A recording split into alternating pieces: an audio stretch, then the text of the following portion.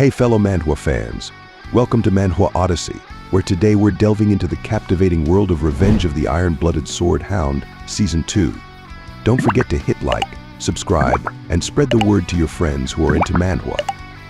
Trust me, you won't want to miss out on the adventure we have in store for you. So grab your seat, and let's dive right in. We continue with Vikir's professor clearly disturbed. As he states to Vikir, I was wondering who wrote this report. But it was you, Vikir, as a giant scorpion lay dead on the examination table, its ominous presence dominating the room. He further states that Venompions have an undiscovered second venomous fangs. If you wrote false information, 10 points will be deducted from everyone in the Ice Corps. Understood, Theory Rank 1, Vikir. Vikir, with a hint of unease, thought to himself, I made a mistake. Was it yet to be discovered in this period? Smirking, he asked, shall we confirm if the second venomous fang is hidden in its abdominal exoskeleton? As he equipped his scalpel, cutting the exact spot from Vikir's report, a deadly stinger came bursting forth. The class gasped in unison. The professor, cold sweat dripping from his cheeks, stared stunned at the stinger, mere inches away from piercing his head. The professor, panicked from the stinger, fell to the ground, making a loud eek. However, Vikir saved the professor by using his notebook as a shield, preventing the professor from meeting his fate too early. Vikir said, Is that enough proof, Professor Vency? The professor, still on the floor, thinking to himself, there was really a second venomous fang. A student saw the Venompion and made a big discovery that could solve the cases of the mysterious deaths. The professor, regaining his composure, said, I'll give all members of the Ice Corps 1 point. Vikir, after class, come to my research lab and give me a detailed explanation. Vikir responded, Yes, sir. Voices murmured around the class, Wow, that's amazing. How did he know that? I used to think only those good at sports were cool, but it looks like being smart is cool too. But isn't he also good at sports? He went against Tudor and Sancho. More importantly, Pidgey temporarily broke the whispers, saying, Good job. As Vikir sat down, the whispers returned, concluding one thing: his face that's hidden behind those glasses and hair is amazing. As the light hit him, Vikir, zoning out the chatter around him, reflected back to last night. The explosion yesterday. Vikir, using his regeneration ability, furious due to the sudden explosion, thought right after the explosion, Ephibo hit his tracks. The only thing I got out of that was the ledger in the headmaster's safe. The ledger had the location of the children who were used as food for the demons. Seeing as how the locations had connections, I can't completely negate the possibility that more than one elite corpse is in the capital. And more importantly, the guy I saw in passing yesterday. Vikir's deadly gaze scanned the classroom as he thought, there might be one of the 10 elites in the academy. In the academy, there is a famous newspaper that circulates the capital. Its influence is immense, and every day the newspaper is released, it sells out rapidly. The Academy's newspaper club, Lukeion, is at the heart of this. The president of Lukeion is. We shift to dollars, saying, Welcome, everyone, to Lukeion with a warm and cheerful expression. Third-year Academy student and president of Lukeion, Dollars Lunquo Vadius, spoke to the newbies. The fact that you applied to Lukeion, which is rumored to be difficult to enter, means you are persistent. Shall we start the introductions? Then first-year Academy student Tudor La Mancha Don Quixote stood up and said, I wish to become an elite in both my class and the club. Next, first-year Academy student Sancho Barataria said, I hate how people think I'm just a dumb brute, so I entered this club to become an intellectual. First-year Academy student Sinclair added, money and information usually come hand in hand when it comes to power. But I entered this club because I think information is more important. First-year Academy student Bianca Faux Usher stated. Bianca Faux Usher stated she chose the club with the clearest vision. I'll do my best. Then little bro PG, first-year Academy student, stammered and said, I like gathering and analyzing information. So I thought the newspaper club would be best.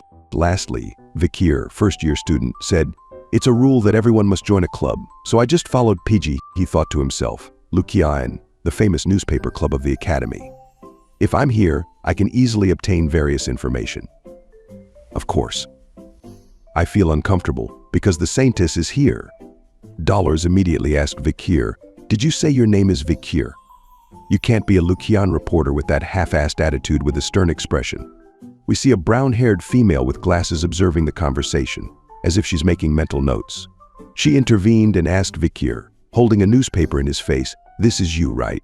I knew you looked familiar." "To think a famous student like you would join our club." Dollars, shocked, said, "Hey, wait." The newspaper headline stated in bold, "Exclusive. Who is the ice core freshman who appeared in the run-flat match?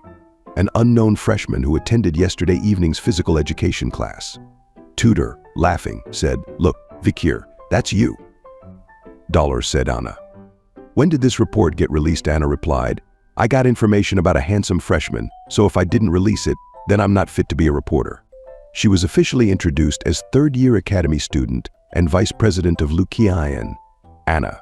Dollars, sulking, as Anna took over and said, "All right, since the other second and third years have gone out to collect news." PG asked, "Shall we start our activity with everyone present here right now?" They began scanning through documents regarding a suspicious unidentified assailant who appeared and burned the orphanage down to the ground. PG asked, "Is this about yesterday's explosion in the capital?" Anna responded, "Yes. On the day of the incident, I obtained news when I went outside the academy. We hypothesize that the person behind this incident and the one behind the recent murder in the capital are the same person. What's shocking is that the majority of the children's bodies at this orphanage have been identified." PG whispered to Vikir, "Do you think the mysterious person did this?" Vikir, once again lost in thought, analyzed that the dead children's bodies were the work of the demon.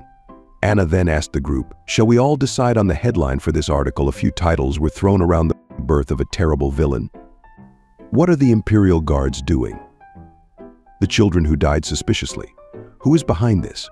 Bianca stated that none of those were impactful enough. Tudor said, "Isn't it because the villain's name is unknown? For cruel criminals, nicknames like Jack the Ripper and Bluebeard are given to them." Anna said, "That's a good suggestion." Tudor, with his eyes sparkling from the praise, Tudor asked, "Then what about Death Scythe Shadowmaster?" Someone said, "What?" "That's awful." Tudor sighed as his idea was shot down. Other members began suggesting names for the mysterious villain. "What about the explosion demon that brings misfortune?" "That's too long." "What about Orphanage Killer?" "It's impactful." "I'm thinking Mr. Terrorist." Dollars, as if coming to a conclusion, uttered one name: the Night Bloodhound. Lost in thought, she started to recall her previous encounters. "The mask I picked up at the scene definitely belonged to the Night Bloodhound. Why was he there?" His humility didn't suggest rank or wealth. He diligently treated the people of the slums who had the Red Death. His devotion and love toward the poor were real. Because of that, I thought he stole the Saintess tear for a great cause. But why was he at the scene? Did he really kill the headmaster and the children at the orphanage? What I saw was accurate. He wasn't evil. If the Night Bloodhound is a criminal, then I'm sure he has his reasons. Someone said, "Night Bloodhound? That's not bad." Returning to reality, Dollars said, "Ha, confused. That's a barbarian tribe's naming style, so it sounds very violent." "I think so too. It also sounds gloomy and negative."